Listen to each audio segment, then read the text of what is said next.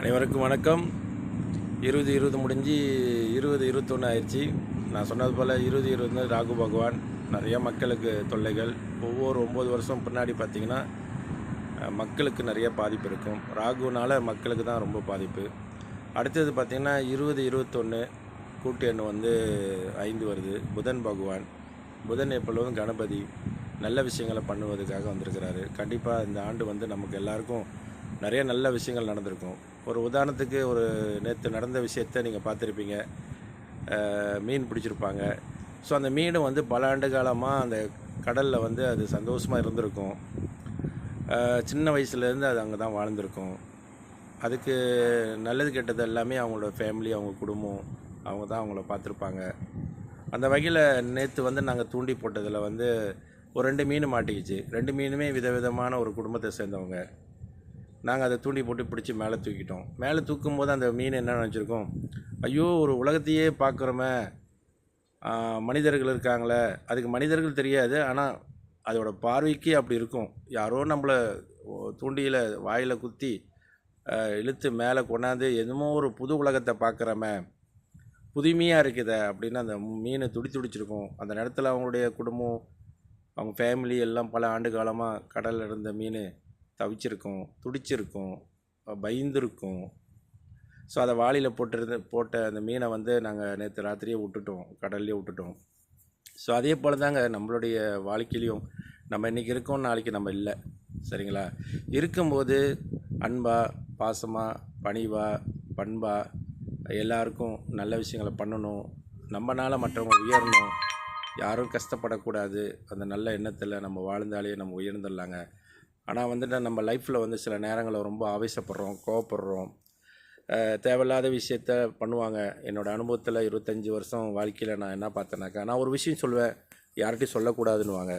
அதை நானும் பார்ப்பேன். ஏன்டா காலையிலே ஏஞ்சோன்னே ஒரு விஷயத்த சொல்ல போகிறாங்க என்கிட்ட, அது யார்கிட்டையும் சொல்லக்கூடாதுன்னுவாங்க. சொல்லக்கூடாது சொல்லிவிட்டு அவங்க போய் எல்லார்கிட்டையும் சொல்லிவிடுவாங்க. அப்புறம் அது போய் லீக் ஆயிடுச்சுன்னா, எங்கேயாவது போய் யாருக்கு காதில் எட்டிச்சுன்னா கேட்பாங்க, நீங்கள் சொல்லிட்டீங்களா யார்கிட்டையும்? ஏன் சொன்னீங்க? எதுக்கு சொன்னீங்க? நான் நம்பி தானே உங்களை சொன்னேன் அப்படின்வாங்க. இவங்க வாய் கொழுப்பு எடுத்து காலையிலேயே இந்த வியாதி அவங்க உடம்புக்குள்ளேருந்து எப்போ பார்த்தாலும் காலைல ஏஞ்சி ஒரு 10 பெத்திட்டியோ 100 பெத்திட்டியோ பேசி ஆகணும், பொலன்னு புலம்பி ஆகணும். சொல்லலைன்னா தூக்கம் வராது. அந்த மாதிரி ஒரு சீக்கு உள்ள மனிதர்கள் இருக்க தான் செய்கிறாங்க. அவங்களால எவ்வளோ பேர் பாதிக்கிறாங்க, எவ்வளோ பேர் சண்டை போடுறாங்க, எவ்வளோ பேர் பிரிஞ்சிட்டாங்க. நல்ல நல்ல நண்பர்கள்லாம் இன்றைக்கி பிரிகிற காரணமே இவங்க மாதிரி ஆளுநாள் தாங்க. இந்த பூமியில் நம்ம பிறந்தோம், மீன் மாதிரி அது பிறந்துச்சு. கடலில் நட்சத்திரமாக இருந்து நான் தான் சொல்லுவேன் அடிக்கடி, 27 நட்சத்திரத்தில் ஒரு நட்சத்திரம் கடலில் அது மீனாயிரும். நம்முடைய தாயின் வயிற்றில் விழுந்தால் நம்ம குழந்தையாக பிறக்கிறோம். பிறந்த பிறகு நமக்கும் பிறப்பு இருக்குது, இறப்பு இருக்குது. இந்த இடைக்காலத்தில் நம்ம செய்ய வேண்டிய விஷயங்கள்லாம் நல்ல விஷயங்கள். எப்படி அந்த மீன் நம்ம பிடிச்சி அதை மேலே கொண்டாடும் போது அதுக்கு ஒரு பயம் அறிஞ்சிச்சோ, அந்த மாதிரி நம்ம வாழ்க்கை ஒரு பயத்தில் தான் இருந்திருக்கும். ஆனால் யாரோ ஒருவங்க உங்களுக்கு ஒரு நல்ல வாய்ப்பு கொடுத்து, நல்ல ஆப்பர்ச்சுனிட்டி கொடுத்து இதை செய்யுங்கன்னு சொல்லியிருப்பாங்க. அது வழியாக வாழ்க்கையில் நீங்கள் பெரிய இடத்துக்கு உயர்ந்திருப்பீங்க, நல்லா வாழ்வீங்க, நல்லா சந்தோஷமாக இருப்பீங்க. காடி வாங்கியிருப்பீங்க, வீடு வாங்கியிருப்பீங்க, நிறைய பண வசதி வந்திருக்கும், உங்களை சுற்றி சொந்த பந்தங்கள்லாம் சந்தோஷமாக இருப்பீங்க. ஆனால் வாழ்க்கையில் நீங்கள் பழசு எப்பொழுதும் மறக்கக்கூடாது. நான் அடிக்கடி அதான் சொல்லுவேன். உங்களுக்கு காடி இருக்கலாம், வீடு இருக்கலாம், பணம் இருக்கலாம், பதவி இருக்கலாம், அந்தஸ்து இருக்கலாம், எல்லாம் இருக்கலாம். ஆனால் வாழ்க்கையில் நம்மளை சுற்றி இருக்கிற நல்ல விஷயம் பண்ணவங்கள, நல்லது செஞ்சவங்கள எப்பொழுதும் மறக்கவே கூடாதுங்க. ஏன்னா சொல்கிறேன்னா, அன்றைக்கி அவங்க அந்த நல்ல விஷயத்த பண்ணலனாக்கா, உங்களை நல்லா வளர்க்கலைனாக்கா, நல்லா பார்க்கலனாக்கா இந்த பூமிக்கு நீங்கள் வந்திருக்கவே முடியாது. இன்றைக்கி நீங்கள் பெரிய ஆள் ஆகிட்ட பிறகு அவங்கள மதிக்காமல் இருக்கலாம். அன்றைக்கி அவங்க எவ்வளோ கஷ்டப்பட்டு உங்களை பார்த்துருப்பாங்க, உங்களை கண்காணிப்போடு குளிப்பாட்டியிருப்பாங்க, உங்களை அன்பாக உங்களுக்கு எதோ ஒன்று ஆகக்கூடாது, உங்களுக்கு ஒன்று ஆனால் அவங்க மனசு எப்படி துடிக்கும், எந்த நேரமும் நீ எங்கே போகிற, என்ன பண்ணுற, என்ன செய்கிற, சாப்பிட்டியா, ஏன் வீட்டுக்கு வரல அப்படிலாம் ரொம்ப அக்கறை செலுத்தி உங்கள் மேலே பாசம் காட்டியிருப்பாங்க. அதெல்லாம் ரொம்ப அன்பான வாழ்க்கைங்க. வாழ்க்கை திரும்ப திரும்ப கிடைக்காது. இருக்கும்போதே நம்மளுடைய அப்பா, அம்மா, அக்கா, தங்கச்சி, மாமா, சித்தப்பா, பெரியப்பா, சொந்தக்காரவங்க, நல்ல நண்பர்கள், உயிர் கொடுக்குற நண்பர்கள்லாம் நிறையா இருக்காங்க. அவங்க கூடலாம் நீங்கள் நல்லா பழகி சந்தோஷமாக இந்த 2021 கொண்டாடி, வாழ்க்கையில் ஒரு வியாபாரம் உங்களுக்கு கிடைச்சாக்கா அதில் ஈடுபட்டு, எதாக இருந்தாலும் சரி, எந்த வியாபாரமாக இருந்தாலும் சரி, அது எங்கேயா இருந்தாலும் சரி, அங்கே செம்மையாக செய்கிற மாதிரி உங்கள் வாழ்க்கையை செம்மப்படுத்திக்கிங்க. வெற்றியாளர்னு சொல்லுவாங்க. நம்ம வெற்றி பண்ணுறது எல்லாரும் பண்ணக்கூடிய விஷயம். ஆனால் வாழ்க்கையில் வந்து வல்லமையாகவும் ஒரு தைரியமான வாழ்க்கையை வாழ்கிறது தான் நமக்கு கிடைச்ச ஒரு அற்புதமான ஒரு விஷயம். இந்த அற்புதமான விஷயத்தை வந்து நம்மளுக்குள்ளே இருக்குது ரெண்டே விஷயம். ஒன்று வந்து நம்மளுக்குள்ளே இருக்கிற உயிர். இந்த உயிர் வந்து வானத்திலேருந்து நட்சத்திரமாக இறைவன் கொடுக்கப்பட்டது. இந்த உடல் வந்து அப்பா அம்மா அன்னைக்கு எடுத்த ஒரு நல்ல முடிவு நமக்கு வந்து உடல் கிடச்சிருக்கு. இந்த உடல் என்னும் உயிர் என்னும் எப்பொழுதும் ஒரு மனிதனை வந்து உயர்ந்த இடத்துக்கு, செழிப்பான வாழ்க்கைக்கு, ஆரோக்கியமான வாழ்க்கைக்கு, உலகம் போற்றக்கூடிய ஒரு மாமனிதனாக அது வந்து அவங்கள வந்து திகழ்படுத்தும். அவங்கள வந்து இந்த இந்த உலகத்துக்கு எடுத்துக்காட்டும். அதனால் இனிமேல் 2021லேருந்து எல்லாரும் வந்து அன்பாக பழகுங்க, பாசமாக பழகுங்க, எல்லாருக்கும் உதவி செய்யுங்க. சரிங்களா? உங்களுக்கு ஒரு 10 வழி இருந்தால் ஒரு வழி சாப்பாடு வாங்கி கொடுங்க. உங்கள் கூட்டாளிலாம் கூட்டி போய் சாப்பாடு வாங்கி கொடுங்க.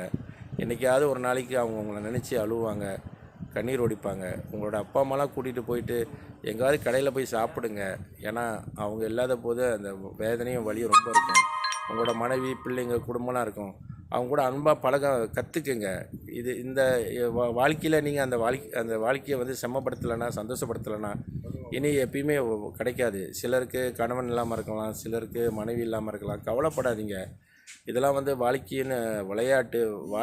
வாழ்க்கை செய்கின்ற அந்த ஒவ்வொரு விஷயமும் அது நல்ல விஷயமா எடுத்துக்குங்க. இனி நம்ம அடுத்தது என்ன செய்ய போகலாம், அடுத்தது நம்ம என்ன பண்ணலாம் அப்படின்ட்டு நீங்கள் சிந்தித்து செயல்பட்டீங்கன்னாக்கா அது உங்கள் வாழ்க்கையை ரொம்ப சந்தோஷப்படுத்தும். நம்ம அதே இடத்துல உட்காந்துக்கிட்டு நம்ம வாழ்க்கை போச்சு, நம்ம வேலை போச்சு, நம்மளுடைய என்ன சொல்லுவாங்க, அந்த கஷ்டங்கள், ராசி பலன்கள் நம்மளை தாக்குதுன்னு அப்படின்னு கிடையாதுங்க. நல்லது இருக்கிற இடத்துல கெட்டது இருக்க தான் செய்யும். அதாவது ராசி பலன் சரியில்லாட்டிக்கிறோம், அதுக்குள்ளே நம்மளோட குல தெய்வங்கள், நம்மளுடைய தாய் தகப்பன் அவெல்லாம் இருக்காங்க. அவங்களாம் நம்ம வணங்கினாலே அந்த இயற்கைக்கு கட்டுப்பட்டு வரும். ஒரு உயிர் போகும்போது அதுக்கு ஒரு வினாடி இருக்குது. அந்த வினாடிக்குள்ளே அந்த அன்பானவங்க அவங்கள தட்டி எழுப்பும்போது, கதறி அழுவும்போது அந்த போன உயிர் கூட திரும்பி வர்றது கூட சாத்தியம் இருக்குதுங்க. அந்த மாதிரி நமக்கு ஒரு கெட்ட வாழ்க்கை இருந்தால் கூட, கஷ்டமான ஒரு சூழ்நிலை இருந்தால் கூட, அந்த வாழ்க்கையை நம்ம தட்டி எழுப்பி திரும்பியும் ஒரு நல்ல வாழ்க்கைக்கு வாழ்கிறதுக்கு கண்டிப்பாக வாய்ப்பு இருக்குங்க. என் பேர் ரங்கசாமி ஐயா, எண்கணிதம் ஆசிரியர். 10 நிமிஷத்தில் 10 விஷயங்களை சொல்லக்கூடிய அருள்பட்டு ஜடமணி வாக்குங்க. ஐயா இருக்கார் உடம்புல ஜடமணி. நீங்கள் வந்து எனக்கு தொடர்பு கொள்ளலாம். உங்களுடைய வாழ்க்கையில் நடந்து முடிந்தது, நடக்க போகிற விஷயங்கள் எல்லாத்தையும் ரொம்ப அற்புதமாக சொல்லுவார்.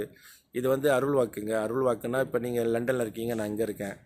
அங்கேருந்து நம்ம தொலைபேசியில் பேசுகிறோம்ல, முகத்தை பார்த்ததில்ல, ஆனால் நீங்கள் அங்கே இருக்கீங்க, அங்கேருந்து உங்கள்கிட்ட பேசிகிட்டு இருக்கலாம். அந்த மாதிரி ஐயாவுக்கு எனக்கும் ஒரு தொடர்பு இருக்குது. உங்கள் பேர், ராசி, பிறந்த தேதி சொன்ன கையோட அவர் உங்களை பற்றி A to Z சொல்லுவார். உங்களுக்கே அதிசயமாக இருக்கும், எப்போ இவர் என்னை முன்ன பார்க்கல, ஆனால் நம்மளை பற்றி நிறைய விஷயங்களை ஷேர் பண்ணுறாரு அப்படின்னு சந்தோஷப்படுங்க. வாழ்க வளமுடன். 2021 உங்களுக்கு செம்மையாக இருக்கும்.